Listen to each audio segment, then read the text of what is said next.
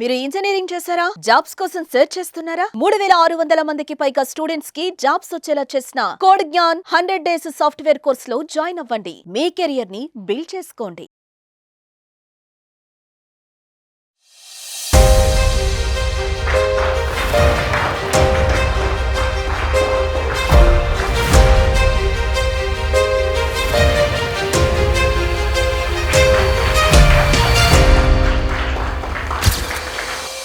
Good morning to everyone.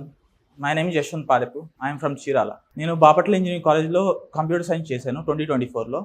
అయిపోయిన తర్వాత ఎన్నో ఇన్స్టిట్యూట్స్ తిరిగాను హైదరాబాద్ వచ్చి, కానీ అవ్వాల. సో మా ఫ్రెండ్ అజయ్ అనే అబ్బాయి రెఫర్ చేశారు నన్ను కోడ్ జ్ఞాన్లో.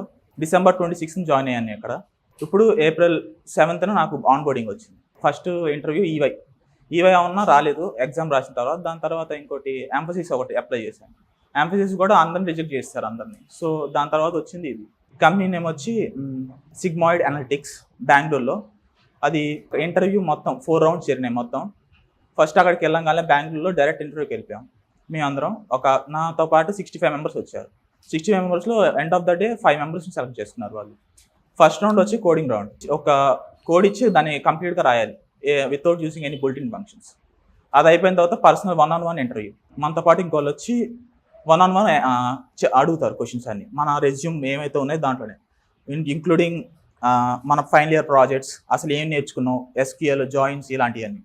అయిపోయిన తర్వాత నెక్స్ట్ మాకు పెట్టింది అయితే థర్డ్ రౌండ్ వచ్చి లాజికల్ రౌండ్. అంటే 3 పజిల్స్ ఇచ్చారు. ఆ 3 పజిల్స్ సాల్వ్ చేయమని చెప్పారు. మ్యాక్సిమం మాకేం జరిగిందంటే ఒక 2 సాల్వ్ చేసినా కానీ తీసుకున్నాం మమ్మల్ని. సో నాదైతే 2 అయినాయి. దాని తర్వాత 4th రౌండ్ వచ్చి HR ప్లస్ టెక్నికల్. HR రౌండ్లో ఏంటంటే ఒక టీవీలో ఒక బొమ్మ వేసి దాని గురించి 5 to 7 minutes మాట్లాడమన్నారు, కమ్యూనికేషన్. దాని తర్వాత SQLలో నాకు డిస్టింక్ట్ ఒకటి, ఇంకోటి గ్రూప్ బై క్లాస్ అది అడిగారు. ఆ 2 చెప్తుంటే కానీ నాకు అర్థం కావట్లేదు. వెనక బోర్డు ఉంది, బోర్డు మీద మొత్తం ఎక్స్ప్లెయిన్ చేయమని చెప్పారు. రాసి ఎక్స్ప్లెయిన్ చేశాను. సో అయిపోయిన తర్వాత ఇంకా మమ్మల్ని ఆన్ బోర్డింగ్ ఎలా ఉంటుందని బట్టి చెప్పారు, అంతే. నా శాలరీ వచ్చి ఫస్ట్ 6 months వచ్చి 20K ఇస్తా అన్నారు. అండ్ దాని తర్వాత ఆఫ్టర్ 6 months తర్వాత మాకు టెక్ జరిగింది. అంటే మాకు దాని మీద బేస్డ్ ఆన్ ఎగ్జామ్ జరిగింది. ఆ ఎగ్జామ్ తర్వాత ప్రాజెక్ట్ ఇస్తారు. ఆ ప్రాజెక్ట్ కూడా మా పర్ఫార్మెన్స్ బేస్డ్ తీసుకుంటున్నారు. ప్యాకేజ్ వచ్చి 5 lakhs ప్యాకేజ్, 5 LPA.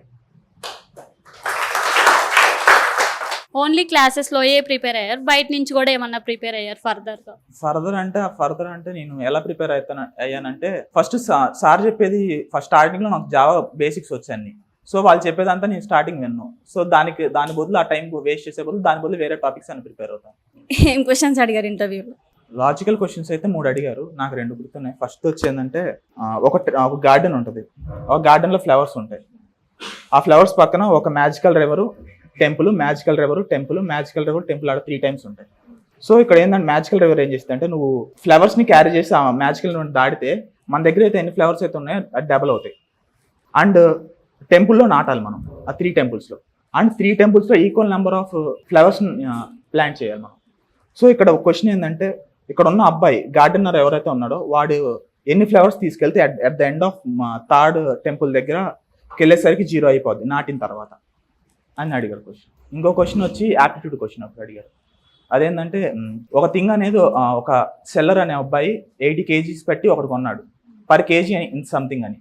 అండ్ ఇంకోటి 120 kgs ఇంకో ఐటమ్ కేజీ ఇంత అని చెప్పి కొన్నాడు. సో మొత్తాన్ని కలిపేశాడు 200 kgs. ఆ 200 kgs కలిపేసిన తర్వాత 17% వాడికి ప్రాఫిట్ రావాలంటే ఒక్కొక్క కేజీ ఎంత కమ్మాలి వాడు అని అడిగారు. దానికి మీరు ఏం ఆన్సర్ చేశారు? ఫస్ట్ దానికైతే ఆన్సర్ వచ్చి 7 టెంపుల్ ట్రీది. 7 members 7 ఫ్లేవర్స్ పెట్టుకుంటే at the end of the day చేతిలో 0 అయిపోతాయి. మీరు ఫర్దర్ కమింగ్ బ్యాచెస్ కానీ, ఇప్పుడు నేను 2025 బ్యాచ్ అనమాట. మీరు ఫర్దర్ మాకు ఏమై ఇంటర్వ్యూ టిప్స్ ఇస్తారు జాబ్ క్రాక్ చేయడానికి? 1-on-1 ఫేస్ ఇంటర్వ్యూ అయితే కనుక జెన్యూన్గా ఉండండి. ఆయనతో ఆయనతో కనుక మీకు ఏదైతే వచ్చో అదే చెప్పండి. తెలియంది దాని మీద నాకు తెలుసు అంటే మాత్రం తీసుకోరు ఖచ్చితంగా. ఇప్పుడు ఒకవేళ మీరు మీ ప్రాజెక్ట్ విషయంలో ఎలా చేశారు ప్రాజెక్ట్ అంటే, నా అంతటి నేనే చేశాను అన్నారు అనుకో, డీప్ వర్క్ అడుగుతారు దాన్ని.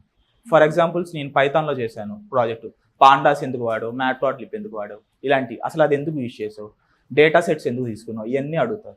దాని బదులు నేను డేటా సెట్స్ అక్కడ నుంచి వేరే ఒక వెబ్సైట్ నుంచి డౌన్లోడ్ చేసుకున్నాను, మ్యాట్ప్లాట్లిప్ అనేది మామూలుగా యూజింగ్ లైబ్రరీ కాబట్టి అది వాడాను, అలా సింపుల్గా చెప్పేసుకుంటే బెటర్.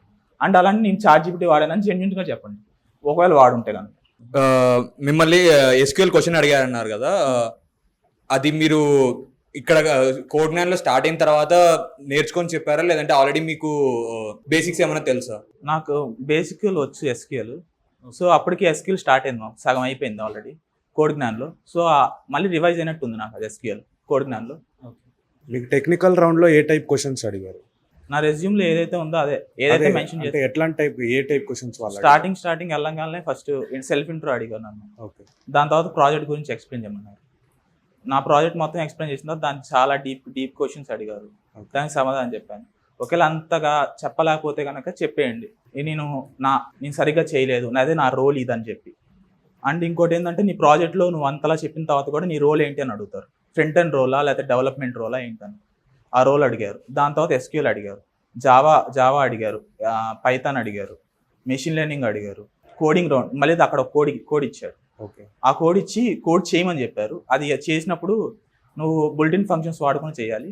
చేసిన తర్వాత నువ్వు ఎలా అది ఎక్స్ప్లెయిన్ చేయాలి వాళ్ళకి, ఎందుకు అలానే చేసావు, ఇలా ఎందుకు చేయకూడదని కూడా రాస్తారు వాళ్ళు. ఇంకో కోడ్ రాస్తారు, ఇది కరెక్టా అంటారు. Thank you. హాయ్, సో మీరు ఏ ఇయర్ పాస్డ్ అవుట్ అండ్ ఎన్నో ఇంటర్వ్యూ ఇది క్రాక్ చేయడానికి, లైక్ ఎన్ని ఫెయిల్యూర్స్ అయినాయి, ఎన్ని అటెంప్ట్ చేసినారు? నేను 2024 పాస్డ్ అవుట్. కాలేజ్ టైం నుంచి అయితే కనుక సుమారు నేను అప్లై చేసింది ఒక 15+ ఉంటాయి. ఓకే. కోడ్ జ్ఞానం వచ్చిన తర్వాత అయితే 3 థర్డ్ది వచ్చేసింది నాకు. అంటే ఇప్పుడు అవి ఎందుకు రాలేదు, ఇది ఎందుకు వచ్చింది, లైక్ ఎందులో లాగ్ అయినారు? ఎందులో లాగానంటే మ్యాక్సిమం మనం బయట నుంచి అప్లై చేసాం అనుకోండి. ఇప్పుడు ఒక పోర్టల్ వచ్చింది, పడింది. ఇప్పుడు ఇన్స్టాగ్రామ్లోనే లేకపోతే లింక్డ్ఇన్లోనే అప్లై చేసాం. లింక్డ్ఇన్లో అప్లై చేస్తే ఖచ్చితంగా రిప్లై రాదు ఆటోమేటిక్గా, మెయిల్స్ కూడా రావు. అండ్ ఏమన్నా పోర్టల్స్లో అప్లై చేస్తే జస్ట్ మామూలుగా మనం అప్లై చేసి ఉంటాం, మరి అక్కడ నుంచి రిప్లై మాత్రం రాదు మనకి, ఎందుకంటే వాళ్ళు మనం కన్సిడర్ చేయరు అంతగా. అండ్ ఇక్కడ కోడ్ జ్ఞానం నుంచి వెళ్ళాం అనుకో, వాడు కోడ్ జ్ఞానం నుంచి పర్టికులర్గా మనం ఇక్కడ నుంచి తీసుకెళ్తాను అని చెప్పి వాళ్ళకి ఇన్ఫార్మ్ చేస్తారు.